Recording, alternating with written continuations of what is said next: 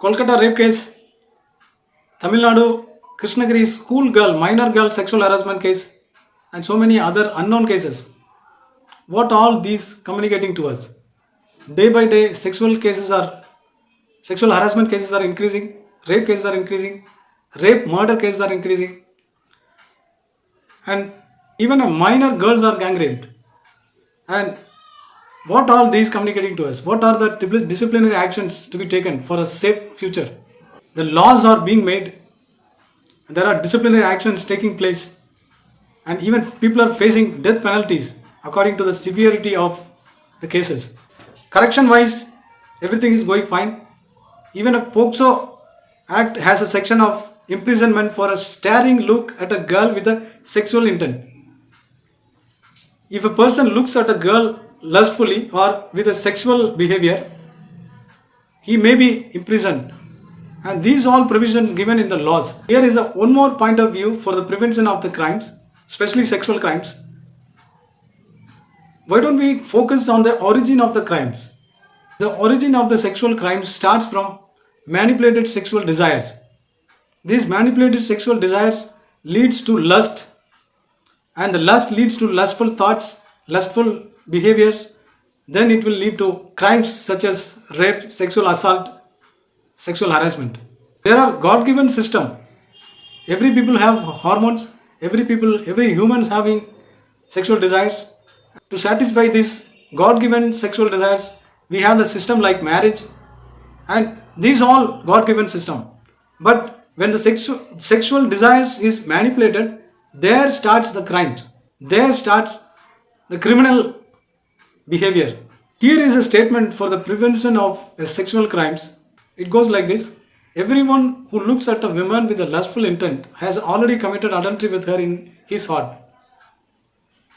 This statement, of course, has the religious background. It's taken from the Bible actually. But irrespective of our religious background, it is very useful for the society.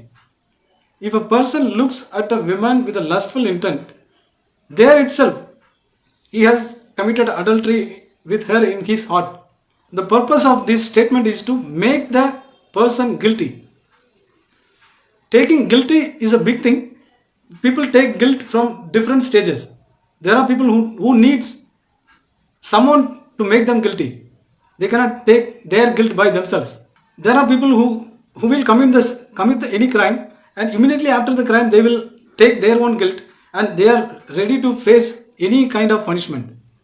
And there are people who will commit crime and the court will convict them to be guilty. And there are people, even after court convicting them guilty also, they are not ready to take their own guilt. This statement is urging us to be guilty for the lustful thoughts, even making people guilty after the action is taking place, after the crime is taking place. And this statement is urging us to consider lustful thoughts as a crime. This statement is taking lustful thoughts as serious as lustful behaviors. So I really like this statement. If this statement worked out effectively, anybody who will commit crime, they will be ready to die even. Their own guilt will kill them. This statement is urging us to take the sin very serious from the thought level itself. This statement is urging us to consider the lustful thoughts as a rape. So if anybody is convicted of guilty for lustful thoughts, he will not get into lustful action. He will not get into lustful crimes. And that is rape. And that is sexual harassment, sexual assault. We have to learn to be guilty even for a thought level sin. Of course, nobody can read others' thought and give punishment. Nobody can do that. It may be possible in the future with the help of brain-computer interface, the upcoming technology. At least we can teach to maintain mental purity. Nowadays they are teaching in the school about good touch and bad touch. What are the areas good touch and what are the areas bad touch? To prevent some crimes, to prevent sexual misbehaviors. So why we are doing that? We are compelled to do that according to the situation, according to the increasing crimes against children, increasing crimes against women. The same way we can teach from the childhood to be guilty of the thought world if anything is wrong.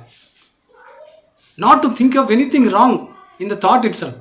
And even if it is thought in our mind, cut the wrongdoing from the thought level itself, not to bring it to the action level.